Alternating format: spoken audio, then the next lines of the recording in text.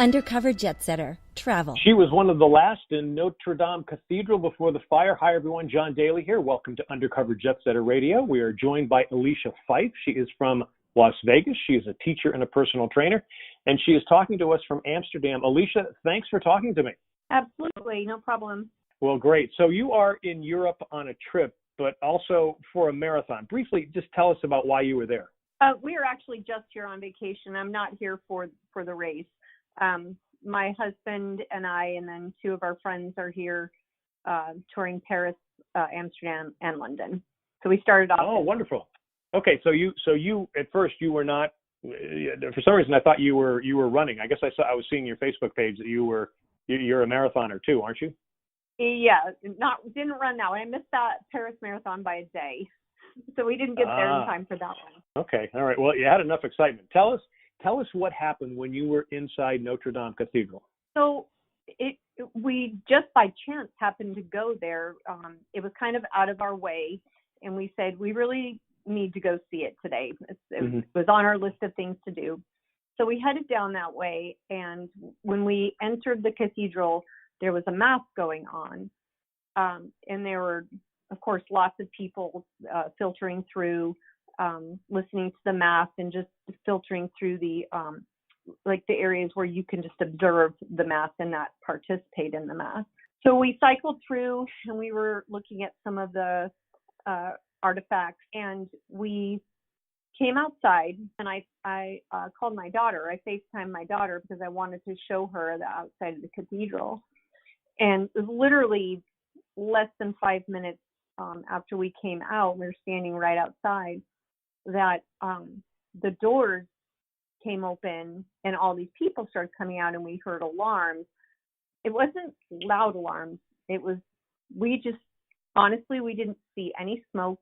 We didn't see anything, and we thought that it was just the end of the mass. And we're like, wow, they open up the doors and they get the people out really fast.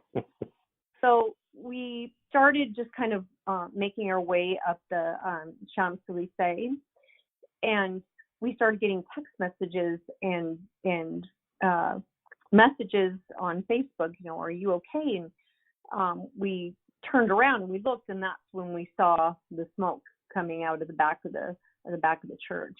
So wow. Yeah, it was crazy. So now, did you stay and watch the rest of it? We and it's funny because we started hearing a lot of sirens, but it's kind of normal in Paris. You hear that a lot. So we really didn't think anything of it, because honestly, we didn't see the fire until we turned, because we were walking in the opposite direction. We stopped and we were watching, and then of course it was all over news feeds, and so we started reading about it and trying to figure out how it happened. But so it was just crazy. We were literally 50 feet from the door when the people started coming out. Wow. Did you get any video or any photos? I did get a couple of photos, yes. Actually, the most devastating photo that we got when we were inside, we were taking some photos of the stained glass and of the altar when the mass was going on. And I have a side-by-side of what it looked like when we were in there and then what it looks like now. It's literally destroyed. It's terrible. Yeah, and that is just beautiful stained glass too. That's very sad. Wow. It was, wow. Yeah, it was very sad. The city of Paris they're devastated. It's it was people are just donating money to, people are vowing to make sure that it gets rebuilt, and I'm just so thankful that we went, because if we're going back to Paris on Saturday, but we wouldn't have been able to go. So I'm very, very thankful that we were able to go and see it. I'm glad, of course, nobody got hurt. Wow. We are talking with Alecia Fife from Las Vegas, who happened to be in Paris when the cathedral Notre Dame caught fire. Did you, you kind of touching on it there. What's your takeaway from this all? Because is this your first time going to Paris? It's our first time here. Yes. Wow. Man. It was very surreal.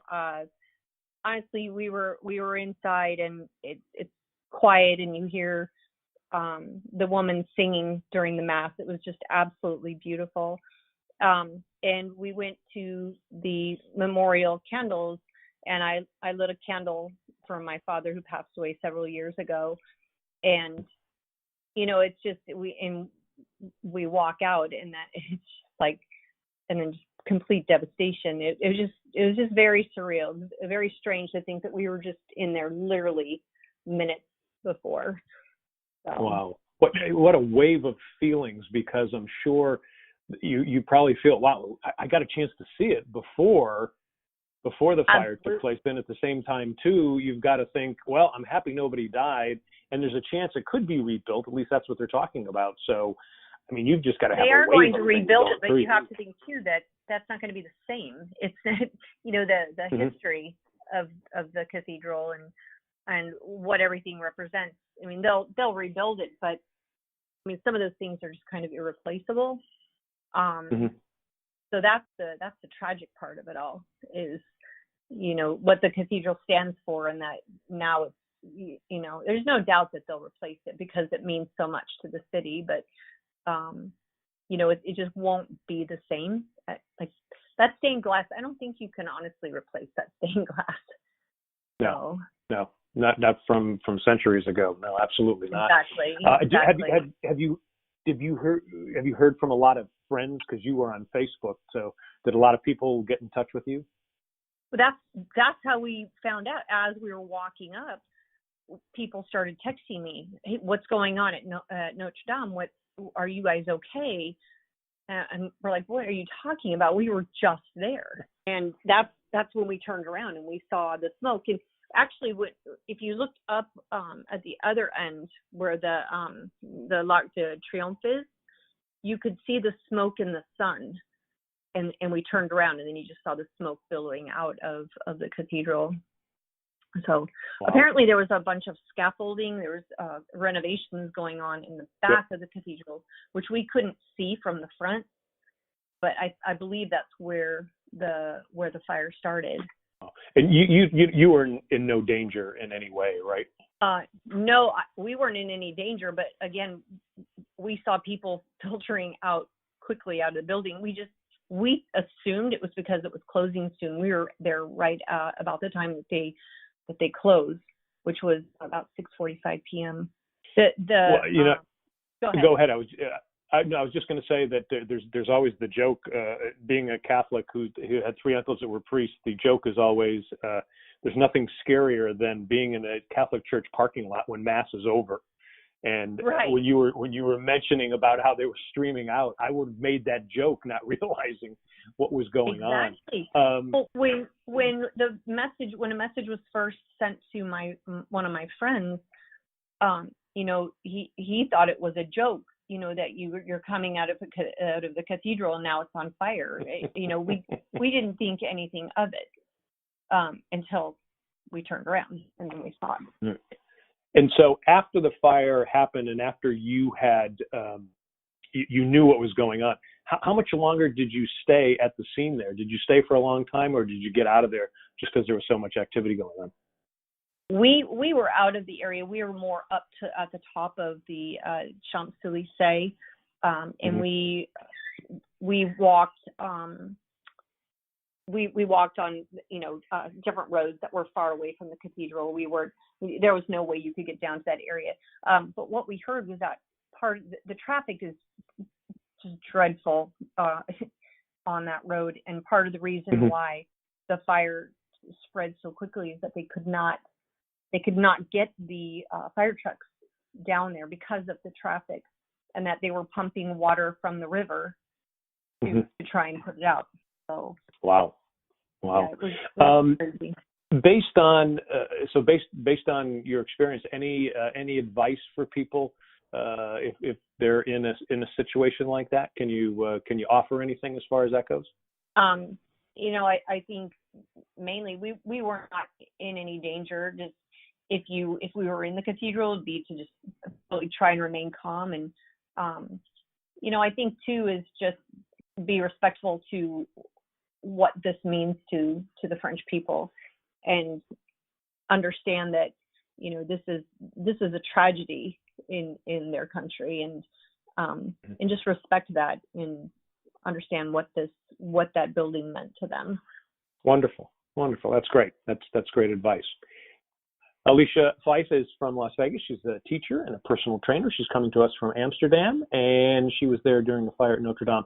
Alecia, thank you so much for sharing this. I really appreciate you taking the time, especially out of your trip, and enjoy the rest of your trip. And I'll be curious to see what it would be like when you go back to Paris at the end of the week.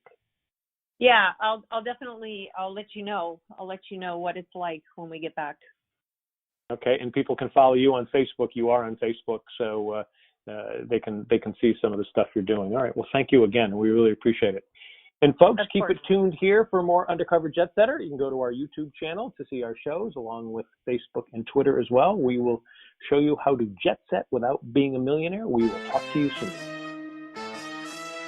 See segments and episodes at youtube.com/undercoverjetsetter.